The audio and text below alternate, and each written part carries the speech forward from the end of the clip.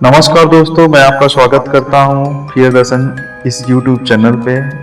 मेरा नाम है सचिन और फियर दर्शन YouTube चैनल पे आज का जो स्टोरी है वो मुझे बताया डॉक्टर रविंद्र ने।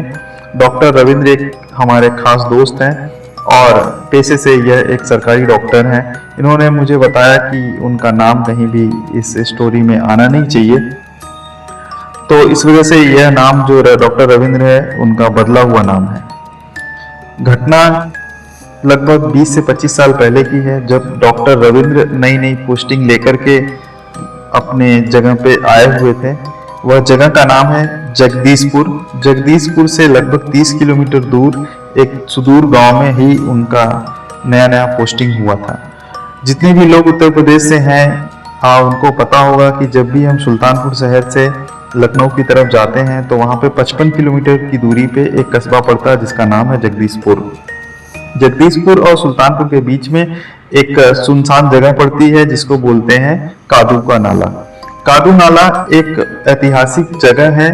ऐसा बोला जाता है कि कादू नाला पर ही भाले सुल्तान, जो एक आदिवासी समूह का नेता था, उसका और अंग्रेजों के बीच में एक घमासान युद्ध हुआ था। इस युद्ध की वजह से ही अंग्रेज कभी भी सुल्तानपुर में एंट्री नहीं कर पाए थे।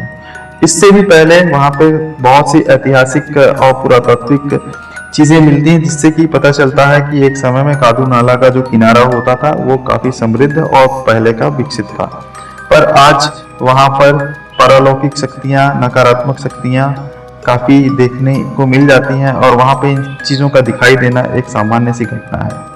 कादू का नाला आज भी सुनसान एरिया है। उस रोड पर कोई भी गाड़ियां रुकती नहीं है, हालांकि वो नेशनल हाईवे है। फिर भी रीजन क्या है कि क्योंकि वहां पे सुनसान होने की वजह से लूटपाट की घटनाएं बहुत ही सामान्य हो चुकी हैं और गवर्नमेंट ने भी वहां पे ऐसा बता के रखा है कि गाड़ियां वहां पे रोकना नहीं चाहिए। इस वजह से कादू नाला काफी इस समय कुख्यात भी कह सकते हैं।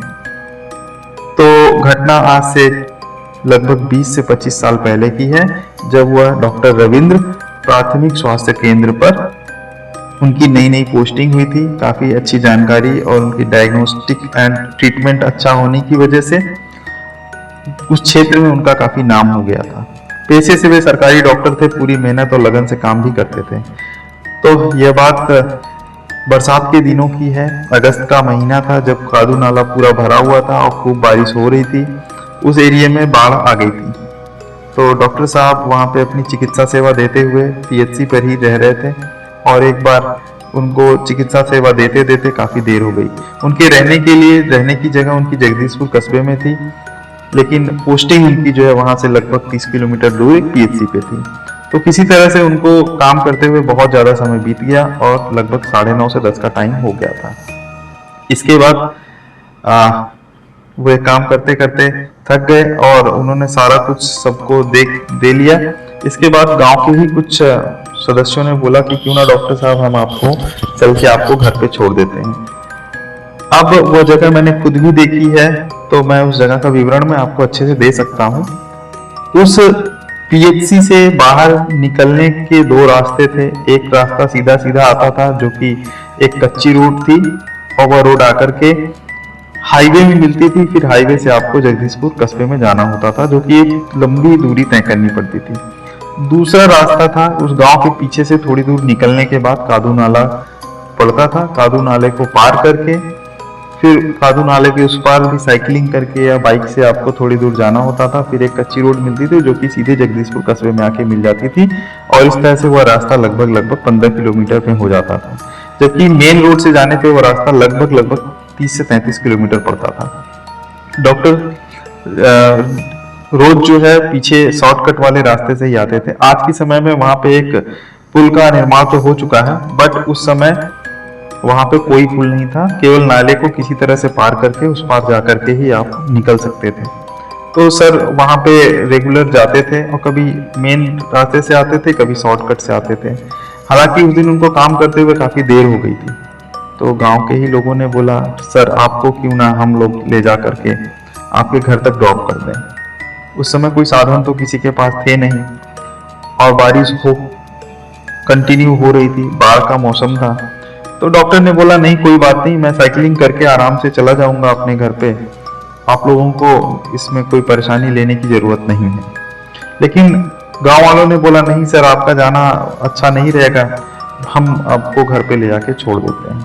बहुत कहने और के बाद भी डॉक्टर जब तैयार नहीं हुए तो गांव के ही मुखिया ने बोला कि नहीं सर, आप हमारे लिए इतना कुछ करते हैं, हम नहीं चाहते आपके साथ कोई ऐसी घटना हो जाए कि आप यह गांव छोड़ करके हमेशा के लिए कहीं दूसरी जगह पोस्टिंग ले लीजिए। इसलिए हम आपसे ये गुजारिश करते हैं कि आप गांव के ही 2 लोगों को ले करके जाइए और ये दोनों लोग आपके साथ आपको आपके घर पे छोड़ देंगे और फिर आप इनको ही लेके सुबह वापस आ जाएगा। इसमें कोई दिक्कत वाली बात नहीं है। मुखिया की बातें सुनकर डॉक्टर को लगा ठीक है, क्यों ना इन जो मुखिया बोल रहे हैं उसको कर लेना ही चाहिए। इसके साथ ही डॉक्टर रविंद्र अपने 2 साथियों के साथ उस शॉर्टकट वाले रास्ते से निकल जाते हैं।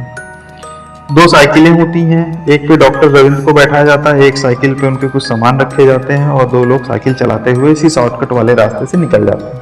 रास्ते में बात करते हुए वे दोनों आदमी बोलते हैं, डॉक्टर साहब अब कहीं रुकना नहीं है, सीधा सीधा चलते रहना है, कोई बुलाए पीछे मुड़ के आप मत देखना, क्योंकि यहाँ पे डकैतों का इलाका बहुत ज्यादा, लुटेरे भी बहुत होते हैं, आपका सामान देख करके लूट सकते हैं। वैसे हम लोगों के पास कोई पैसे तो है नहीं, साइकिल ही है, साइकिल भी लूट लेंगे तो हम आपको घर तक कैसे पहुंचाएंगे।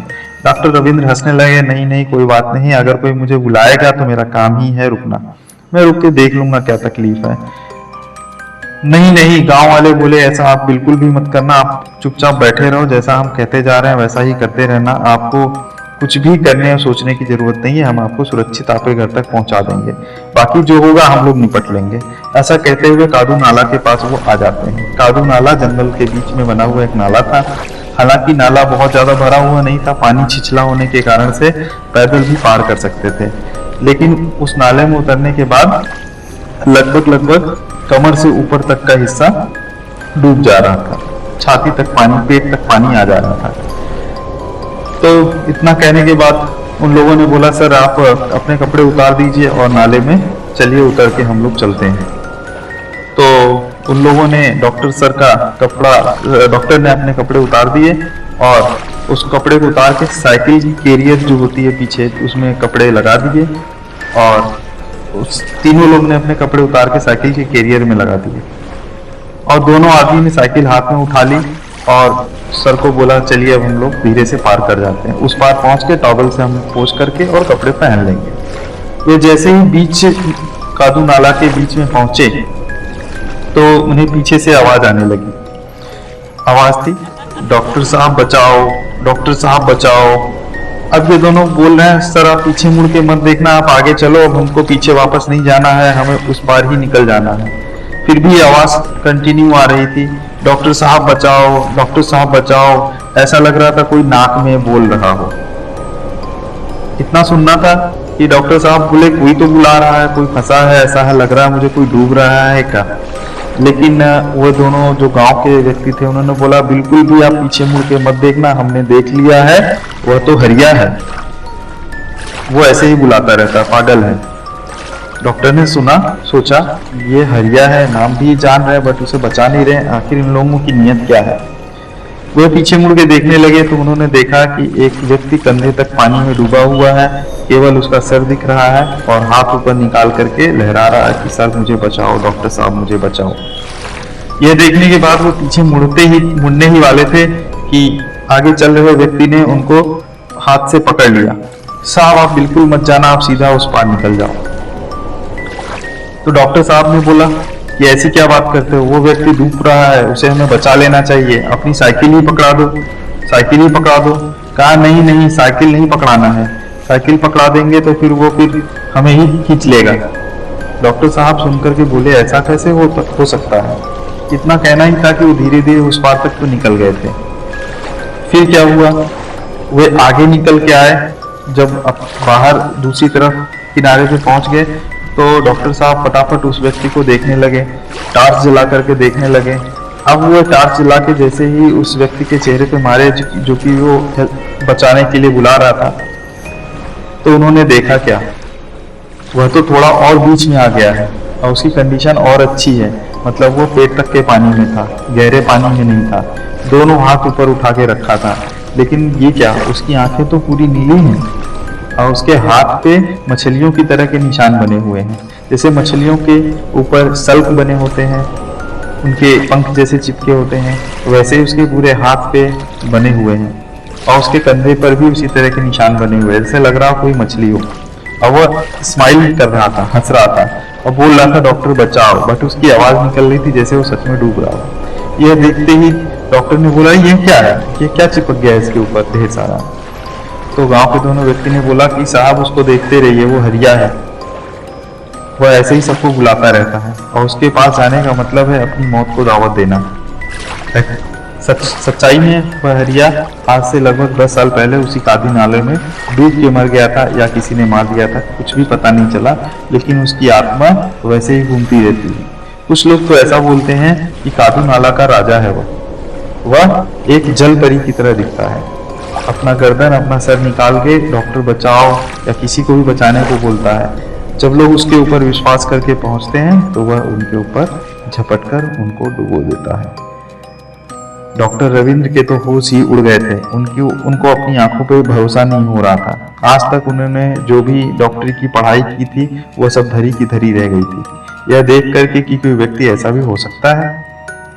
और वह धीरे धीरे डुबकी लगा के निकल रहा था, फिर बोल रहा था डॉक्टर बचाओ, पर उसके चेहरे पे पूरी मुस्कान थी, आंखें पूरी नीली थी और हाथ पे मछलियों की तरह से शल्क बने हुए थे। डॉक्टर रविंद्र कान पकड़ लेते हैं कि अब इस शॉर्टकट रास्ते से मुझे कभी भी नहीं आना है, और वह धीरे से निकल के उन दोनों गांव के व्यक्तियों के साथ उस पार चले जाते हैं। और रास्ते में गांव के लोग बताते हैं, देखा डॉक्टर साहब, इसीलिए मुखिया जी ने बोला था कि आपको अकेले नहीं जाने देना है।